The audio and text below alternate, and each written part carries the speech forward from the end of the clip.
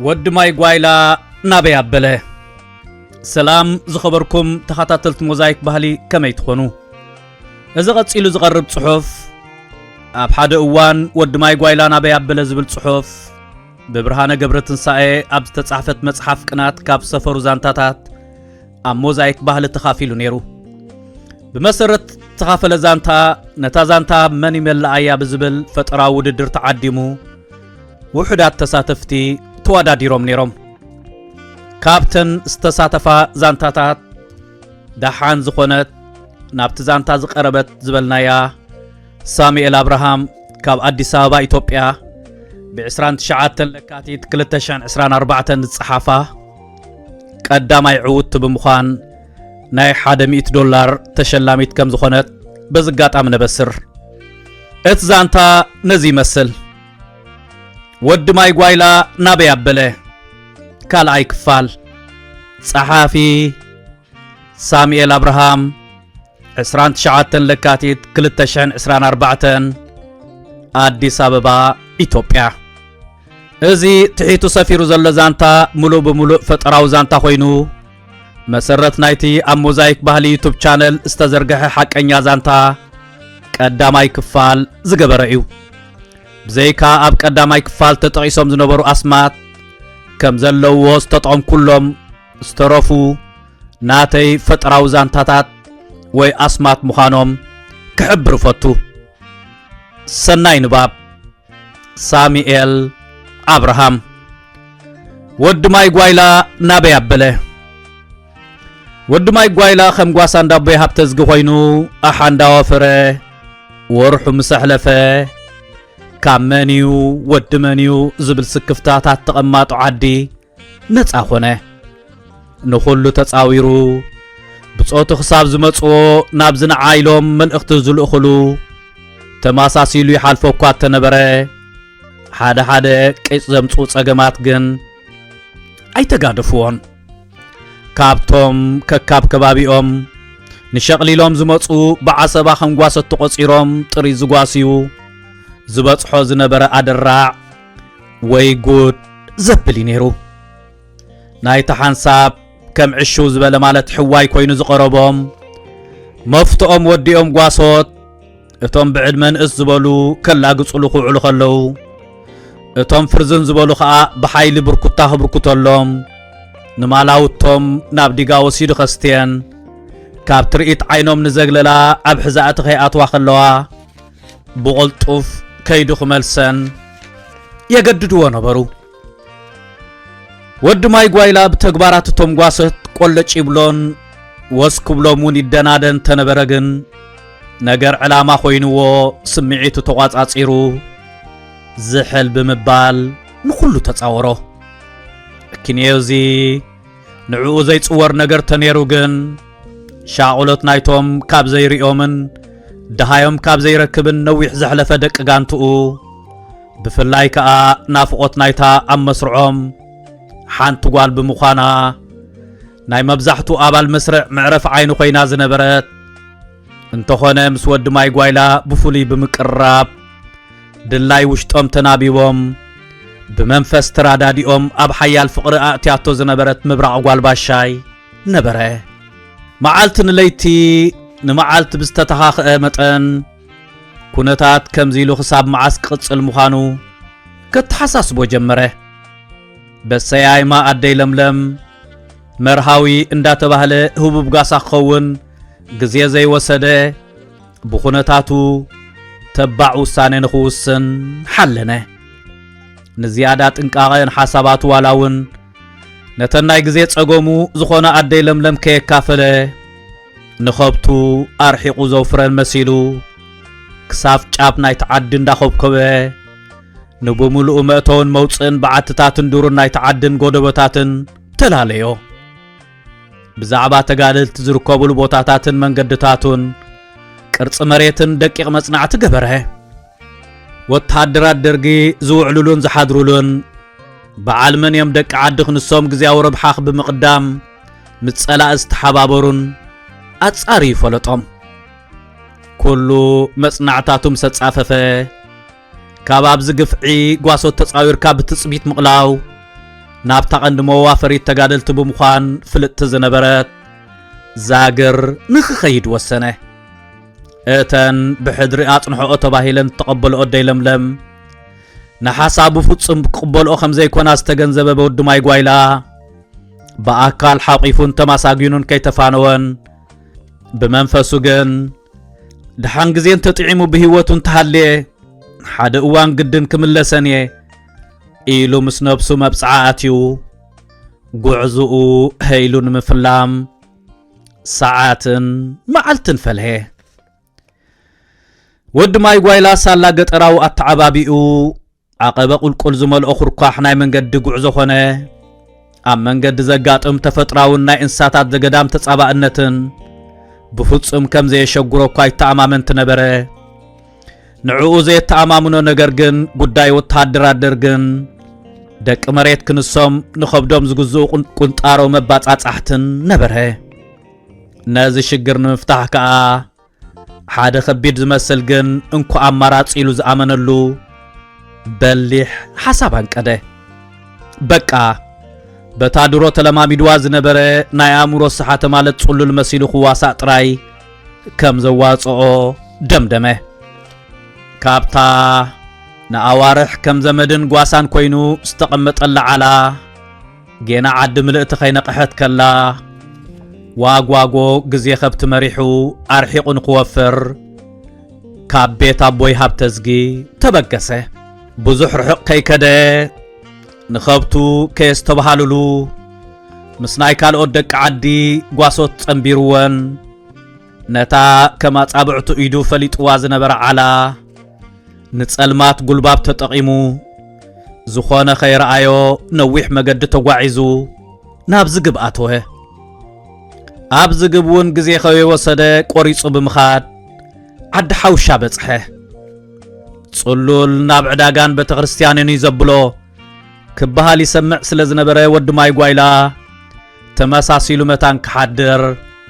ናብ ቤተ ክርስቲያን ናይ ዓዲ ሓውሻ ኸይዱ ኣብቲ ዛሬባ ተጸግዐ። ምስቲ ዝነበሮ ናይ መገዲ ድኻም ዘርጋሕ ኢሉ ኸዓ በጢሉ ደቀሰ። ኣጋው ጋሕታ ኣቦይ ቀሺ ክፍለ ቤተ ክርስቲያን ክኸፍቱን ናይ ንግሆ ጸሎቶም ከብጽሑን ደርገፍ እንዳበሉ ምስ መጹ ኣብ ጸግዒ ናይቲ መንደቕ ዝደቀሰ ሰብ ከም ዘሎ ዝተብሂሎም ኩነታቱ ክገብሩ ጽግዕ በልዎ። ወድማይ ጓይላ ሽሕ እኳ ክሳብ ዝቐርብዎ ኣብ ድቃስ ተነበረ ናይ ነገር ወታደር ከይተርፍ ግን ንእሽቶ ድምፂ ኣስሚዑ በተግ ኢሉ ተስዐ። ኣቦይ ቀሺ ስንብድ ኢሎም ዋይ ወደይ ኣሰንቢደካ ዶ በዛ ኣስሓይታ ኸመይሉ ኣብ ዝደገ ደቂሱ ወዲ መን ኢኸ ኢለ ዳሃይካ ክገብር እየ ኢሎም ኣብቲ ጌና ዘይበርሀ ዝነበረ መሬት ፍረገጹ ተለለይዎ ኣዒንቶም ኣጨምቲሎም ክርእይዎ ህርድግ እንዳበሉ ጠመትዎ።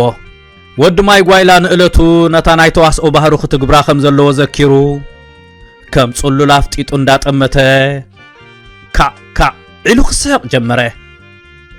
ኣቦይ ቀሺ ንእለቱ ብድንጋጸ ተመሊኦም ዋይ ወደይ እምበኣር ጥዕና ይብልካን እዩ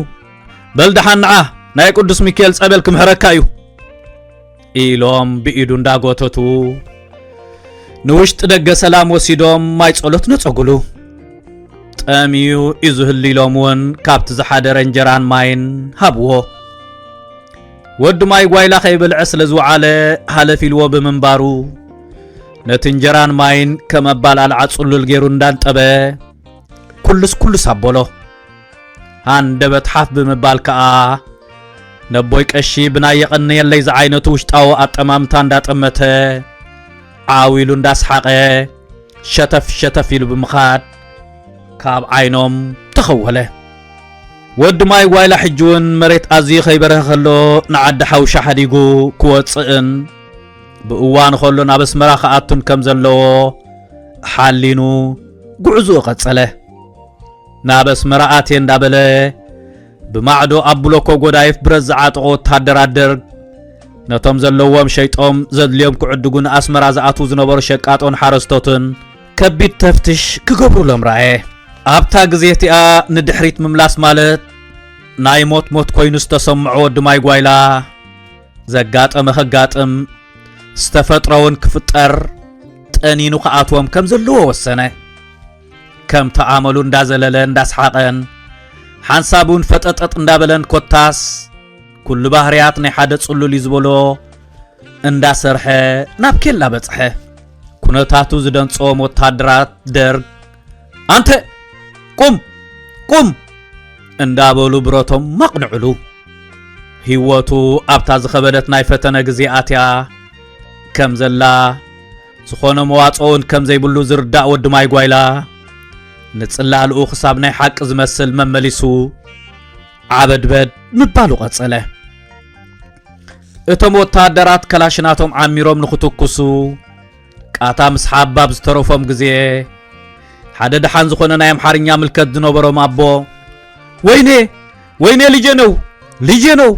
በማርያም በገብርኤል እባካችሁ ተውት እንዳትገድሉት እንዳበሉ ከልቁሱ ጀመሩ ነገር ተሓዋዊሱ ታዕታዕ ምስኮነ እቶም ወታደራት በመልቀስ ናይቶም አቦ አሚኖም ብሮቶም አውረዱ እንዴ ያንተ ልጅ ነው ደሞ እብድ ነው አይደል ምን ሊሰራ መጣ ወደዚህ እብድ ይዘህ ሂድ ከዚህ እንዳበሉ ንወድ ማይ ጓይላ በእጋሮም እንዳረግሑ ምስቶም ዘልቁሱ ዝነበሩ አቦ ሓዊሶም ማሳጎጎም እቶም አቦ ንወድ ማይ ጓይላ ብኢዱ እንዳወጠጡ ነታ ከባድ ኬላ ሓሊፎም ንማእኸል ጎዳይፍ ብቁልጡፍ ሰጎሙ ወድ ማይ ጓይላ ናይ ጽሉል ስርሑ ኸይገደፈ ነቶም አቦ ዝፈልጦም ተኾነ ኸለል የሚሉ ብጎባ ዓይኑ ሰሰሪቕ እኳ ተረአዮም እቶም ባርኔጣ ዝወደዩ ሰያብ ጭሕሞም ዘርዘበለ ዓብ አቦ ግን ብፍጹም ወቃሕ ክብሎ ይከኣሉን እሞ ብኸመይ ደኣ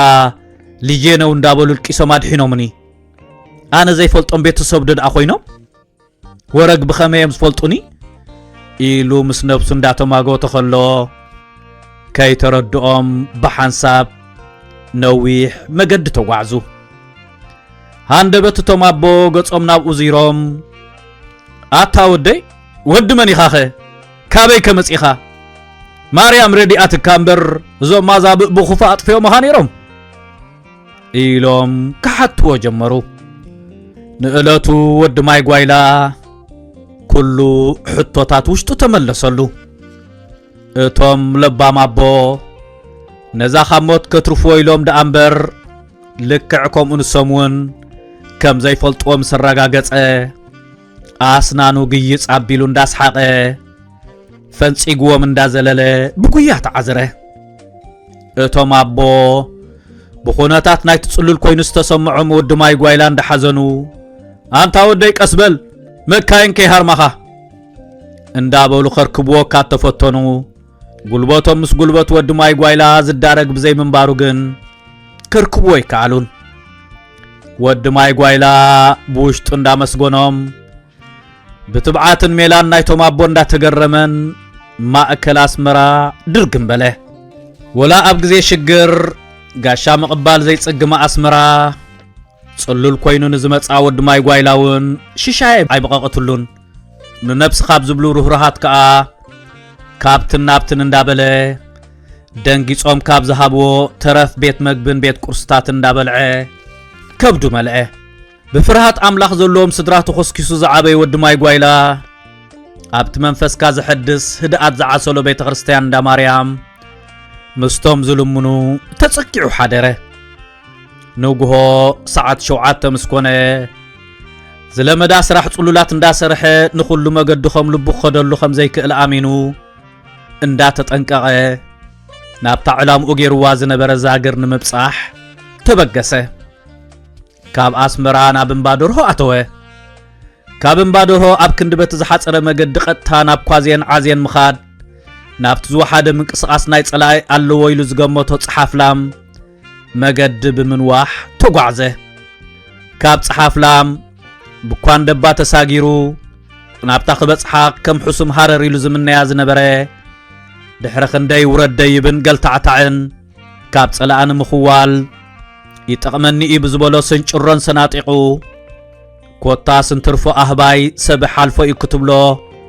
ንኸእምን ዘጸግም መንገዲ ተሳጊሩ ዛግር ደበኽ በለ ኣብ ዛግር ሓደስተ ኣባላት ኣብ ምዝጋብ ተጸሚዳ ዝነበረት ሓሊማ ጓል ጀማል ካብ ኣፍ ወዲ ማይ ጓይላ ንኹሉ ዛንትኡ ብደቂቕ ምስ ሰምዐት ብቐጥታ ኣብ ርእሳ ብዙሕ ሓሳባት መጽዋ ኣባላቱ ክንድዚ ግዜ ደሃይ ኸይገበሩ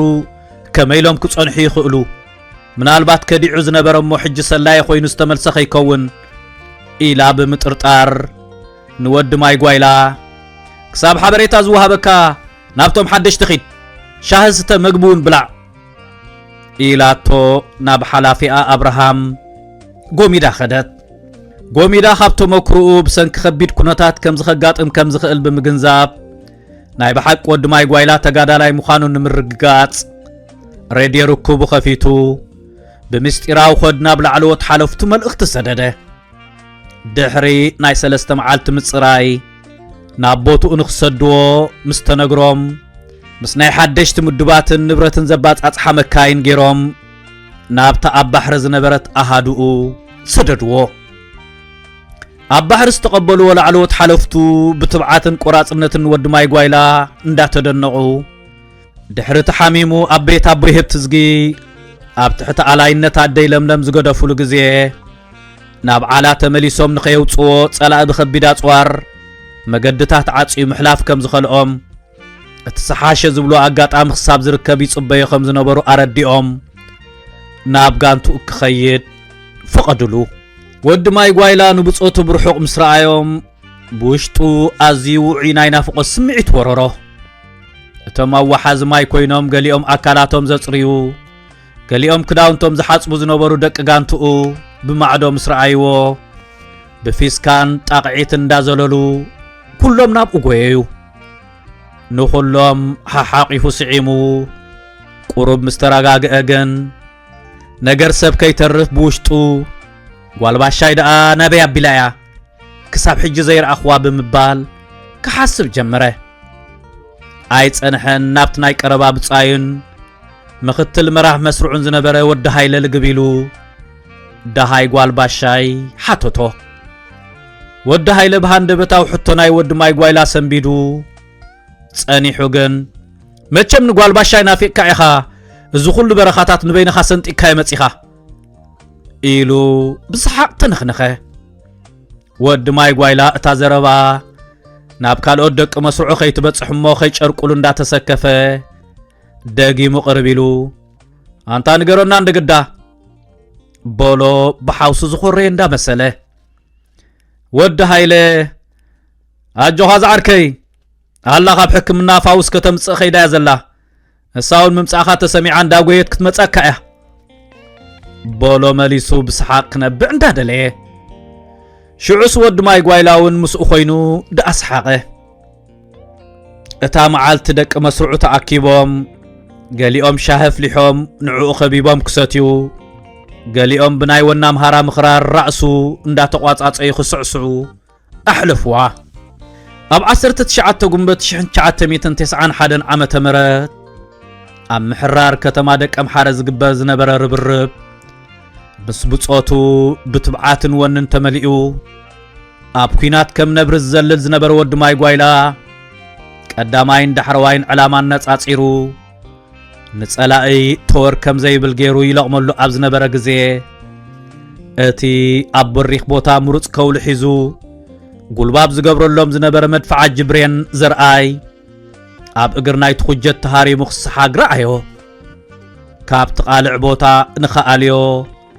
بقلطف كيدو غوتيتو ناباب تقاوم زنبرت كوحي اصقعو اتخبدس توغ مكر مدفع جبرين زرآي نود ماي غوايلا بقلصمو بمحاز انا دحاني كنتا برن حسكا غلباب غبرلوم بلو ود ماي غوايلا وغات حكم نزنبرت غالباشاي دهاي نايت توغي زنبر زرآي كتغبر حبيروا بشنت بعراي اندات طواوي نتا امن قراقرو نغون تنطلطيلا زنبرت برين حيزو نابتا حجت ديبه حيال تخص بمخفات كا نتوم بزي غلباب ناي برين تصقيمم زواغو زنبرو بصوتو شفان غبرلوم صلاي خبتا قديمو تارجت اسيرو نمدفع جبرين زود قلابوتا دغيمو حيال تصابو يموص خم زلو ريو دغاغيمو انفت بروتو نابتا براخ كجت بمغبار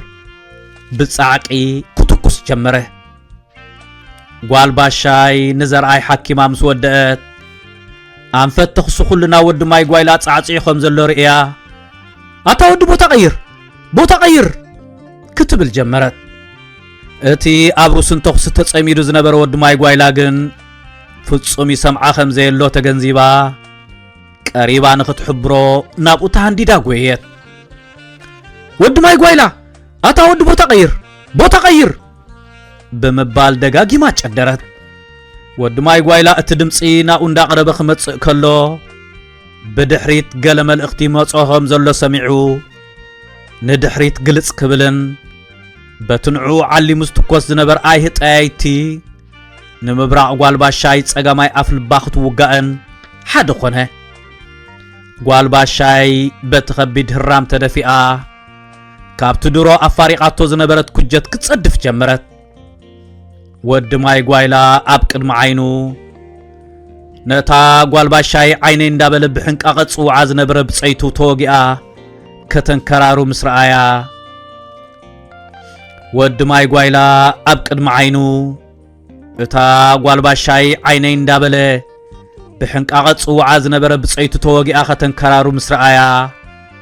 رؤسو كابت تصقيعلو زنبر خولي حاف سلازبله نعقون بدحريت شكناو اتيا بغنبارو زوصطيت هرمتو كابت حجت صديفو خا اب غون غالباشاي سطح بله نزنت الت كا بخبر مس بصيتو مبراق اب حدا غزينا اب حدا بوتان بجغننت تسوؤو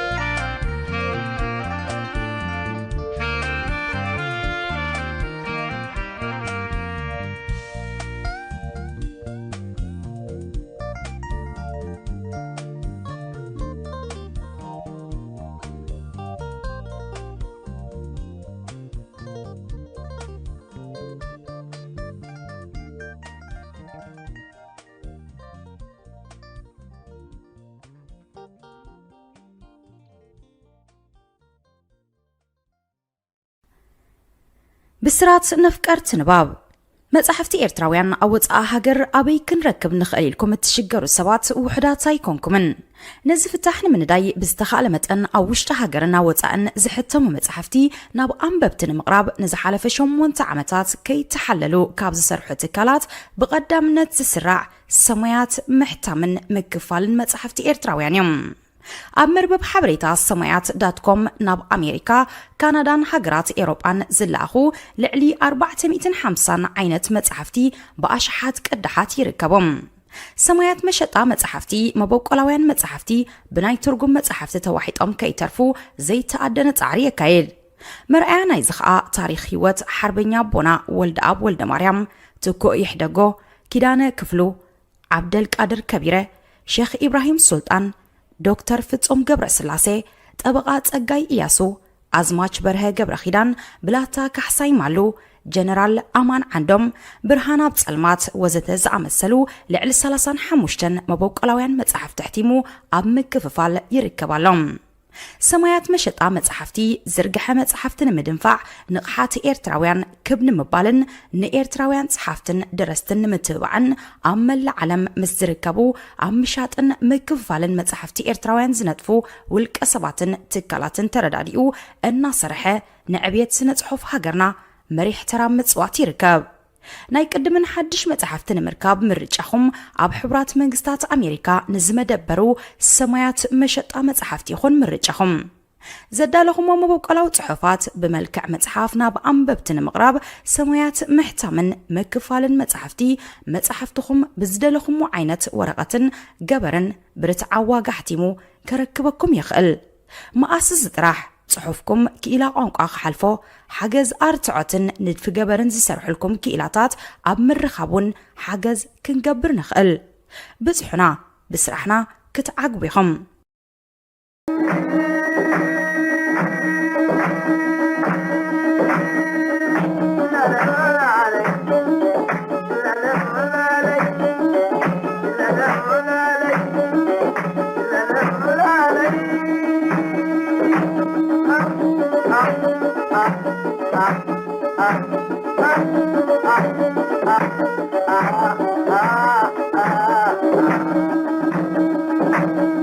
أبغى